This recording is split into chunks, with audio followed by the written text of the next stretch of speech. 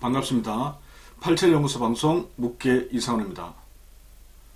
자, 오늘은 골다공증이 어떤 체질에서 잘 발병하는지, 그리고 골다공증을 예방하고 치료하기 위해서는 어떤 좋은 음식을 먹어야 할지에 대해서 알아보도록 하겠습니다. 골다공증은 쉽게 말해 뼛속에 구멍이 생기는 질환입니다. 여러 원인이 있겠지만 주로 폐경 후에 발병률이 급증하는 특징이 있습니다. 골다공증이 무서운 것은 뼈가 약해져 쉽게 골절이 된다는 점입니다. 만약 노후에 골다공증이 악화되어 골반골절로 이어지면 생명이 위태로울 수도 있습니다. 이번에는 골다공증이 발병하는 원인을 세 가지 정도 나누어 살펴보겠습니다. 첫째, 뼈를 구성하는 핵심적인 영양소를 꼽으라면 칼슘, 철분, 마그네슘, 엽산 등을 들 수 있습니다. 그런데 이들 영양소는 음식을 통해 흡수된 후에 혈액 속에 저장되었다가 뼈로 전달됩니다. 만약 잘못된 식습관으로 평소 이들 영양소 섭취가 부족해지면 골다공증 발생 위험이 높아집니다. 둘째, 골다공증은 여성에게 많을까요? 아니면 남성에게 많을까요? 당연히 여성입니다. 여성들은 한 달에 한 번씩 생리를 하기 때문에 칼슘 등의 전해질이 혈액과 함께 다량으로 빠져나갑니다. 그래서 뼈가 쉽게 약해질 수밖에 없습니다. 특히 폐경이 되면 골밀도를 유지해주는 여성 호르몬 성분인 에스트로겐 분비가 급격히 줄어듭니다. 그래서 여성들은 대부분 이 시기에 골다공증이 집중적으로 발생합니다. 자, 셋째, 체질에 따라서도 골다공증 발생 비율에 차이가 있을 수 있습니다. 뼈는 신장이 주관합니다. 그렇다면 체질적으로 신장이 약한 사람들이 골다공증 발생 가능성이 훨씬 더 높을 수밖에 없습니다. 소양인 토양체질, 열태양인 금양체질, 열태음인 모금체질이 바로 여기에 해당합니다. 이들 체질의 여성들은 갱년기를 즈음해서 골밀도가 급속도로 떨어집니다. 혈액이 부족한 것도 문제이지만 폐경기에 뼈를 주관하는 신장의 기능이 급속도로 악화되는 것도 중요한 원인이 됩니다.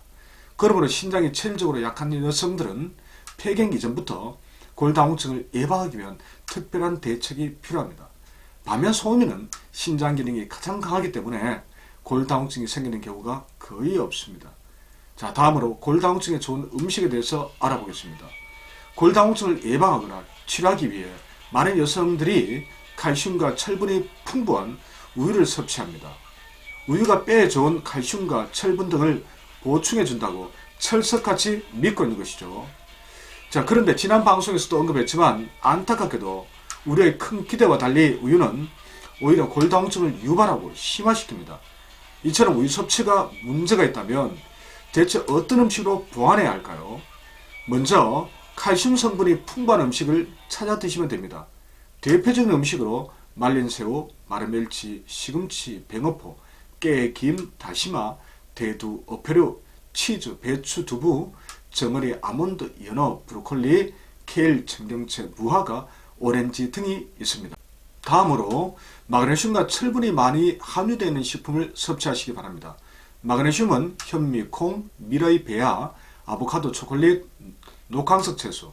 이 녹황색 채소에는 시금치, 근대, 순무의, 브로콜리, 케일, 청경채 등이 있습니다. 이런 것들이 어쨌든 마그네슘이 많이 들어 있습니다. 그리고 철분은 쌀, 현미, 시금치, 브로콜리, 레드비트, 피조개, 굴, 토마토, 깨, 콩, 두부, 무말랭이, 멸치, 소고기, 계란, 미역 등에 우유보다 훨씬 더 많이 함유되어 있습니다. 자, 이들 식품을 체질을 고려해서 적절하게 선택하시기 바랍니다. 다만 지나치게 체질을 따져 도식적으로 구분할 필요는 없습니다. 특정 음식만 매 끼니 줄기차게 먹는다면 어떤 체질에 따라 문제가 될 수도 있습니다. 하지만 골고루 먹는 개념이라면 전혀 문제될 것이 없습니다. 체질에 맞는다면 좀 더 많이 드시고 체질과 궁합이 맞지 않다면 조금 적게 드시는 것으로 충분합니다. 자, 지금까지 알려드린 음식 섭취는 골다공증이 오기 전에 미리 예방할 수 있는 방법입니다. 지금 현재 골다공증을 앓고 있어 치료가 필요하다면 이런 음식 섭취만으로는 한계가 있습니다. 그래서 다음 시간에는 좀 더 적극적인 골다공증 치료 방법에 대해서 구체적으로 알아보도록 하겠습니다.